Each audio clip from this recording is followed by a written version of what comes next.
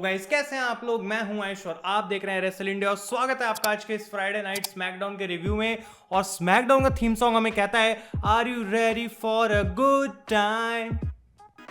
इस स्मैकडाउन को देख के did you have a good time, let me know in the comments below. क्योंकि स्मैकडाउन की वीडियो का टाइटल क्या रखना है मुझे वो भी समझ नहीं आ रहा है। और जब ऐसा होता है इसका मतलब ये है कि शो में इतना इंपॉर्टेंट कुछ हुआ ही नहीं जिसको मैं यहाँ पे आके बोल सकूं कि ये शो उतना अच्छा था।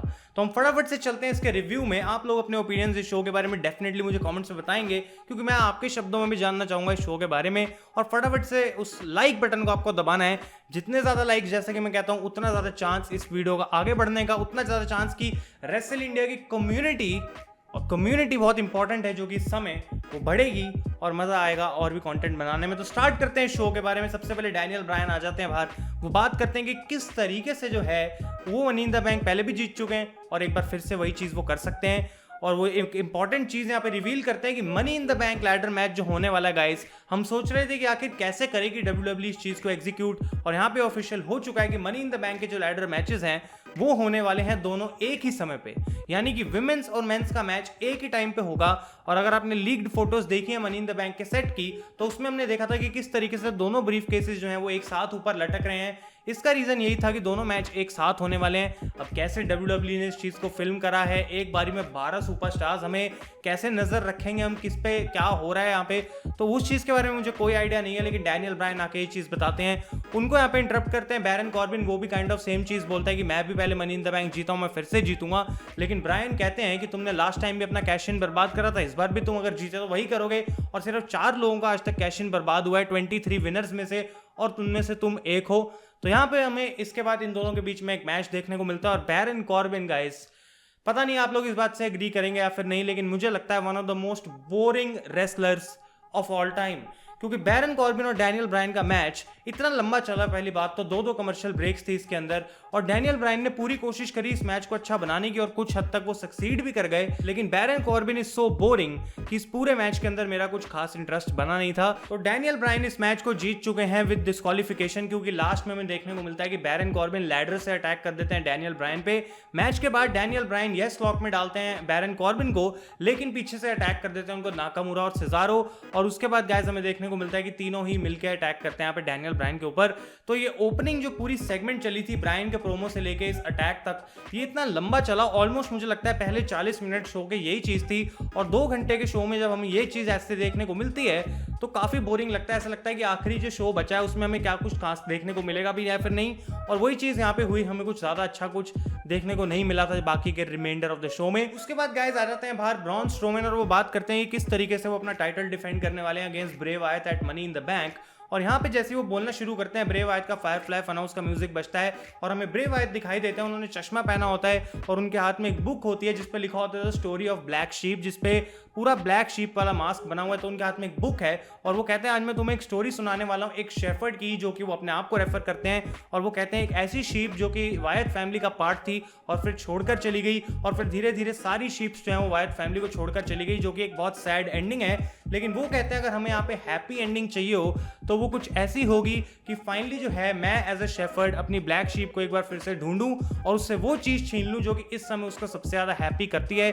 यानी कि वो रेफर कर रहे हैं टू द यूनिवर्सल चैंपियनशिप। तो ब्रॉन स्ट्रोमैन यहाँ पे ब्रे वायत को एकदम से इंटरप्ट करते हैं। वो कहते हैं बहुत हो गई तुम्हारी माइंड गेम्स, अगर सच में तुम्हें मुझे कुछ कहना है तो आके मेरे मुंह पर बोलकर दिखाओ, नहीं तो ऐसे कुछ चलेगा ही नहीं। लेकिन ब्रे वायत उसके बाद उनको सिंपली बाय बोल देते हैं और ये सेगमेंट हो जाती है खत्म।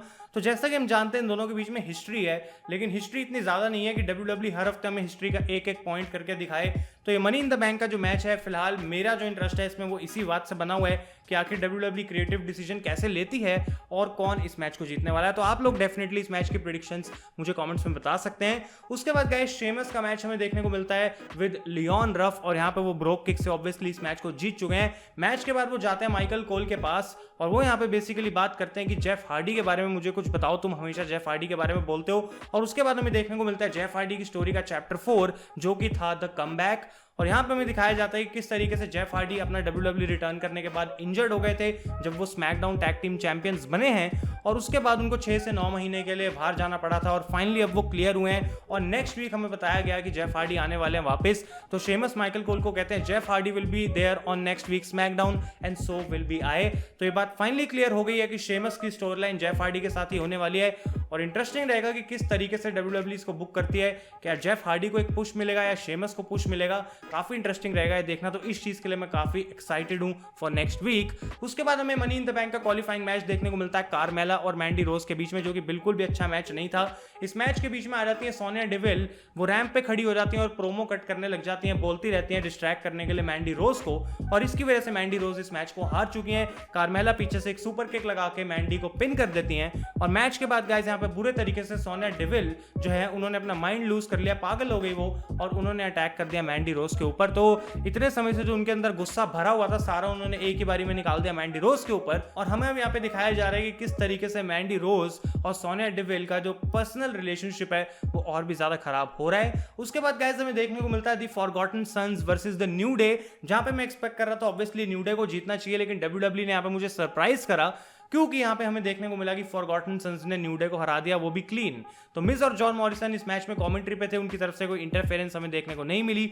ऊसोस एक बार फिर से शो पर नहीं थे और यहाँ पे जो है फॉरगॉटन सन्स को एक विक्ट्री मिली, जिसको देख के मैं बहुत खुश हूँ, क्योंकि फाइनली स्मैकडाउन की टैग टीम डिवीजन को एक नई टैग टीम मिली है और WWE उसका सही से यूज कर रही है, एटलीस्ट अभी तो मैं देखूंगा कब तक ये चलता है और कब Vince McMahon finally give up कर देंगे फॉरगॉटन सन्स पे। लेकिन अभी ऐसा लग रहा है कि उनको पुश दिया जा रहा है और उन्होंने ऑलरेडी टैग टीम चैंपियंस को पिन कर दिया है। उसके बाद गाइस हमें बैक स्टेज सेगमेंट देखने को मिलती है, जहां पे टमीना बात कर रही होती है कि किस तरीके से वो हराने वाली है बेली को at money in the bank, और रेसलमेनिया में 4 से ज्यादा लोग लगे थे उनको हराने के लिए। तो एक बार फिर से यहाँ पे बेली के पास वो पावर नहीं है। साशा बैंक्स आती है, उनको बेसिकली अपनी बातों से डिस्ट्रैक्ट करती हैं और बेली पीछे से आके टमीना को अटैक कर देती हैं। तो ये पूरी चीज एक ब्रॉल में टूट जाती है और लेसी एवंस आती है यहाँ पे मदद करने की टमीना स्नूका की, और यहाँ पे जो है रेफरी सबको सेपरेट कर देते हैं। तो अगले हफ्ते मुझे लगता है Lacey Evans and Tamina against Sasha and Bayley हमें देखने को मिलेगा। उसी चीज का प्रोबेबली बिल्डअप था, क्या वो मैच अच्छा होगा? प्रोबेबली नॉट, लेकिन यहाँ पे जो है हमें एंगल देखने को मिला। और फाइनली मेन इवेंट में guys Dolph Ziggler against Otis. आप ऑलरेडी सोच रहे होंगे यार शो खत्म, इतनी जल्दी शो खत्म कैसे खत्म? क्योंकि डॉल्फ जिगलर वर्सेस ओटिस इस शो का मेन इवेंट था, जो कि मेरे हिसाब से होना नहीं चाहिए था। इसका मतलब ये भी है कि WWE ने कुछ खास यहाँ पे आज प्लान करा नहीं हुआ था। तो इस मैच में भी ओटिस जीत गए, कुछ खास था नहीं, ये मैच बहुत जल्दी खत्म हो गया था। कमर्शियल ब्रेक आई एक बीच में, लंबी लंबी एंट्रेंसेस हमें देखने को मिली और WWE ने बस टाइम निकाल दिया। यहाँ पे Otis has qualified for money in the bank.